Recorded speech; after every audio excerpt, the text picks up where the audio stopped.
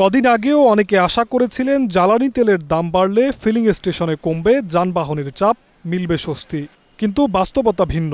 দাম বাড়ানোর ৩ দিন পেরিয়ে গেলেও পুরনো দশার হয়নি অবসান, কমেনি সড়কযানের লম্বা সারি। ভোগান্তির সাথে যোগ হয়েছে তীব্র গরম। সরকারের চালু করা ফুয়েল পাসেরও একই হাল। এখনও অকটেন পেট্রোল এবং ডিজেলের জন্য গ্রাহকরা অপেক্ষা করছেন ঘন্টার পর ঘন্টা। না, ভোগান্তি এখনো কমে নাই। ভোগান্তি যা ছিল আগে সেম আছে, বাট এখন ফুয়েল পাস এসছে। ফুয়েল পাস এসে পাম্পে এখানে আরো বেশি দেরি হচ্ছে, কারণ কি ওনারা স্ক্যান করতে দেরি করতেছে। এই যে এসব ফুয়েল পাস দিলে কি না দিলে কি এমনি তো আমরা তেল পাইতাম, তাই না? ফুয়েল পাসের জন্য এক্সট্রা যে ফ্যাসিলিটি আছে তা তো না। তেলের দাম বাড়লেও স্বস্তি না ফেরায় হতাশ অনেকে। তেলের দাম বাড়ছে, তাও তো আমাদের কষ্ট শেষ হয় না। এই মহাখালী ওই পাশের থেকে সিরিয়াল দিয়া এই মাত্র এখন 1:15 বাজে এই পাম্পের কাছে আইছি।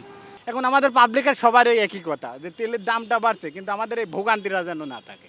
ডিজিটাল ফুয়েল পাসে সচলতা বৃদ্ধি সহ সারা দেশে সব ধরনের নজরদারি জোরদার দাবি চালকদের। জিহাদ রাহাত, গ্রিন নিউজ, ঢাকা।